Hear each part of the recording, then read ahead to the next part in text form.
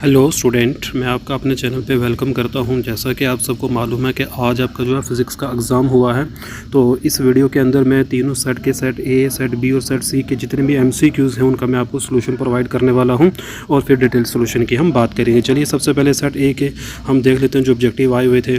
तो स्टूडेंट आपने देखना है सिग्निफिकेंट फिगर का क्वेश्चन है, तो इसमें जो है डी ऑप्शन इसका आ जाएगा, ठीक है।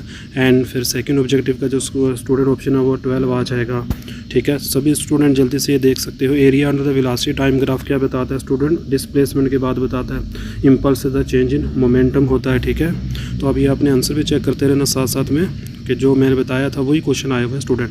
Work done by conservative forces क्या होती है स्टूडेंट? क्लोज पाथ के लिए 0 होती है। रेडियस ऑफ गायरेशन को हम के से डिनोट करते हैं। ऑब्जेक्टिव नंबर जो सर स्टूडेंट 5th था उसका जो ऑप्शन है वो सी है, ठीक है। मैक्सिमम जो ऑप्शन है वो सी ही थे। रेडियस ऑफ गायरेशन का भी सी ऑप्शन है, के से हम डिनोट करते हैं। Which law describe the planet revolve around the sun? तो केपलर लॉज है स्टूडेंट, इसका भी सी ही ऑप्शन आएगा, ठीक है। फिर हम चलते हैं ऑब्जेक्टिव नंबर 8 जो है, which of the following is defined by the Hooke's law? Student Hooke's law जो है वो मॉडल्स ऑफ इलास्टिसिटी को डिफाइन करता है, ये आपने याद रखना है, ठीक है। 8th ऑप्शन आ गया। Then 9th in a cyclic process. Cyclic process में क्या होता है? चेंज इन इंटरनल एनर्जी 0 होती है। वर्क डन की बात नहीं है, नेट हीट ट्रांसफर की बात नहीं है स्टूडेंट। तो साइक्लिक प्रोसेस में क्या होता है? चेंज इन इंटरनल एनर्जी 0 हो जाएगी। मीन फ्री पाथ जो है स्टूडेंट गैस मालिक्यूल्स का जो है वो किस पे डिपेंड करता है? तो याद रखना डायरेक्टली प्रोपोर्शनल होता है किसके? टेम्परेचर के ऊपर। सेट ए के मैं आपको पीडीएफ भी ग्रुप में प्रोवाइड कर दूंगा, तो मैंने आपको सभी ऑब्जेक्टिव के आंसर बता दिए। चलिए हम चलते हैं सीरीज़ बी के अंदर। तो जो सीरीज़ बी के बच्चे हैं, जो क्वेश्चन नंबर पहला है स्टूडेंट, वो आई होप कि सबने इसका सही आंसर किया होगा। इसमें क्या था? 60 + 40 डिवाइड बाई 2 करना था आपको, तो इसका ऑप्शन ए आ जाएगा आपके पास। 50 किलोमीटर पर आवर इसका आंसर आता है स्टूडेंट। ऑप्शन नंबर ए है सेक्शन सेट बी का जो पहला क्वेश्चन है, ठीक है।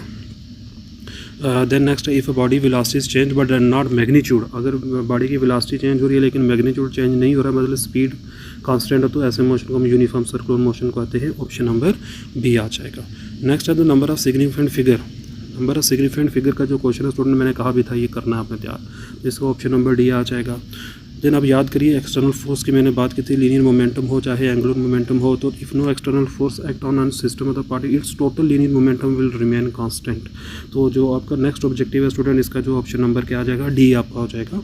अब चेक करते रहना। विच of the following forces is an example of conservative forces. जिसमें एक ही स्टूडेंट वो है ग्रेविटेशनल फोर्स, बाकी जो भी विस्कॉस और एयर रेजिस्टेंस जो है ये नॉन कंजर्वेटिव फोर्सेज में आती हैं। नेक्स्ट आपका जो ऑब्जेक्टिव है नंबर 6 पे, body in rotational motion possessed rotational kinetic energy. तो इसका ऑप्शन नंबर स्टूडेंट ए आ जाएगा। 1/2 I ओमेगा स्क्वायर आ जाएगा इसका आंसर आपका, ठीक है। नेक्स्ट बात करते हैं द फार्मूला फॉर केपलर-थॉर्ड लॉ। तो केपलर-थॉर्ड लॉ की जिस बच्चे ने स्टेटमेंट की होगी उसको याद होगा। तो टी स्क्वायर जो है ए क्यूब पे डिपेंड करता है। स्क्वायर ऑफ टाइम पीरियड जो है सेमी मेजर एक्सिस के क्यूब पे डिपेंड करता है स्टूडेंट, ठीक है। तो ये आपका 7th आ गया। सेट बी का जो सीरीज बी के बच्चे थे, विच फिर स्टूडेंट आपका जो 8th ऑब्जेक्टिव है, which of the this material is unaffected by N applied elastic force. तो उसमें क्वार्ट्ज जो है मटेरियल है वो मतलब इलास्टिसिटी शो करता है, ठीक है। Next which the following variable is a thermodynamic state variable. अगर आपको पता होगा, मैंने बताया था क्लासेस के अंदर भी डिस्कस किया होगा, इंटरनल एनर्जी को हम थर्मोडायनेमिक स्टेट वेरिएबल कहते हैं, ठीक है। Next, how many particle present in 1 mole of any substance. 1 मोल में एवोगाड्रोस नंबर स्टूडेंट होता है, इसका ऑब्जेक्टिव ए हो जाएगा। चलिए सीरीज सी देख लेते हैं। सीरीज सी में क्या था पहला क्वेश्चन? इसमें स्टूडेंट वैसे ही सॉल्व करना था आपको। इसका जो ऑप्शन सी है मैं पहले बता देता हूँ। इसमें सबसे पहले आपको V1 फाइंड करना था, फिर आपको V2 फाइंड करना था। V1 + V2/2 करोगे तो ऑप्शन सी आ जाएगा। देन और सेकंड जो है, if the slope of the velocity time graph is constant positive it indicate what. कि अगर जो स्लोप है वेलोसिटी टाइम ग्राफ का वो कांस्टेंट है, तो ये क्या इंडिकेट कर रहा है स्टूडेंट? ये अब ये याद रखना अपने, यूनिफॉर्म वेलोसिटी बता रहा है, इंक्रीजिंग एक्सेलरेशन बता रहा है, यूनिफॉर्म एक्सेलरेशन बता रही है, वेरिएबल डिस्प्लेसमेंट। तो इसका मतलब ये वेलोसिटी टाइम ग्राफ कांस्टेंट है, तो यूनिफॉर्म वेलोसिटी की बात कर रहा है, ठीक है। ए ऑप्शन आ जाएगा इसका। देन फिर सिग्निफिकेंट फिगर का आ गया स्टूडेंट। इसमें 3 सिग्निफिकेंट फिगर हैं, तो इसका सी ऑप्शन है। रॉकेट जो है वो किस प्रिंसिपल के ऊपर काम करता है स्टूडेंट? तो ये क्वेश्चन मैं ऑलरेडी डिस्कस कर चुका हूँ, कंजर्वेशन ऑफ लीनियर मोमेंटम के। नेक्स्ट है which of the following is an example of non conservative forces. तो स्टूडेंट इसमें जो फ्रिक्शनल फोर्सेज है ये आपकी नॉन कंजर्वेटिव फोर्स है। Option C. Center of mass of a bangle जो होता है स्टूडेंट, ये कहाँ लाई करता है? Lies outside the body. Option number B. Next है Kepler second law Kepler second law को हम क्या कहते हैं, तो इसको लॉ ऑफ एरिया भी कहा जाता है। ठीक है, मैंने कहा था केपलर लॉज पढ़ लेना। अच्छा, if the temperature increases what happen to the models of elasticity, इसका ऑप्शन नंबर भी है डिक्रीज हो जाएगी। Next which the following is the correct ideal gas equation.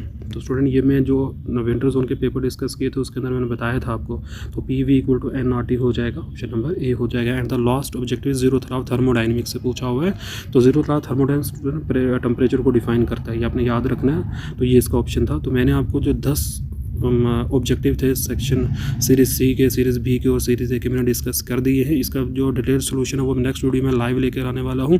I hope कि इससे आपको काफ़ी हेल्प मिली होगी। स्टूडेंट मैक्सिमम ऑब्जेक्टिव की अगर मैं बात करूँ तो मेरे ही बताए हुए ऑब्जेक्टिव पेपर में आए हुए हैं, जो गैस मैंने दिया था उसमें से मैक्सिमम ऑब्जेक्टिव आपको देखने को मिल रहे हैं। Okay, thank you very much for watching my channel. मिलते हैं नेक्स्ट वीडियो में इन डिटेल सोल्यूशन।